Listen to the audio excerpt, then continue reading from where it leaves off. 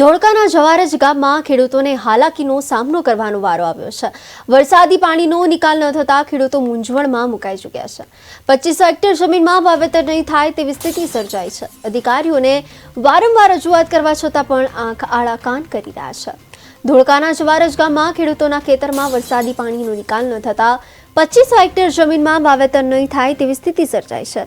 ખેડૂતોએ ધોળકા મામલતદાર, પ્રાંત અધિકારી અને બી વિભાગના ઇજનેરને વારંવાર રૂબરૂમાં તેમજ ટેલિફોનિક રજૂઆતો કરવામાં આવી હોવા છતાં પણ આ અધિકારીઓ દ્વારા કોઈ નક્કર કાર્યવાહી કરવામાં આવી નથી। ખેડૂતો પોતાના ખેતીના પાકના આશરે ગામની સહકારી મંડળીઓમાંથી લોન લેતા હોય છે।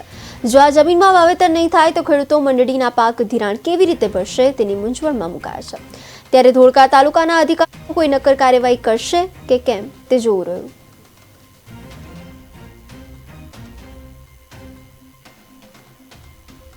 ગામની 5000 એકર જમીન, એમાં આશરે 2000 એકર જમીનમાં પાણી ભરેલું છે અને જેમાં વાવણી થવાની જ નથી।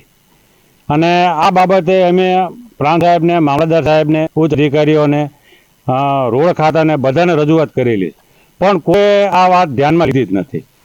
તો આનો નિરાકરણ કઈ રીતે કરવું એ અમે મુશ્કેલીમાં છીએ અને એના માટે પછી અમે ન્યૂઝનો સહારો લીધો કે ન્યૂઝના માધ્યમથી અમે કંઈ કહીએ અને અમારું કોઈક સાંભળે।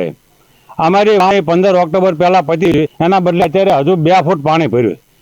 તો આ જે નુકસાન થશે એનું વળતર કોણ આપશે? અમારે 2000 રૂપિયા ખાતામાં નાખાય એ અમારે નથી જોતો। અમને અમારી જમીન વાવી અને વળતર જે મળે અમારે એ જ જોઈએ। તો આનું કંઈક ગામનો જમીન 5000 હેક્ટર જમીન છે।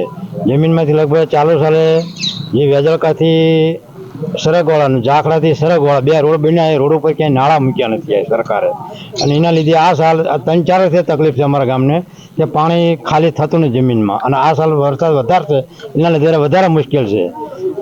લગભગ 2200 થી 2300 એકર જમીન આ સાલ વાયા વગર પડી રહી છે, એટલે ખેડૂતોને આર્થિક તકલીફ બહુ પારાવાર રહેવાની છે। અને મંડળીમાં ધિરાણ લેશે એ લોકો, અને ધિરાણ ભરવા વરસ સારું હશે પણ અપેક્ષા સારી હતી કે ભાઈ આ સાલ સારું, પણ આ પાણી ખાલી નથી એટલે વાવણી થતી નથી।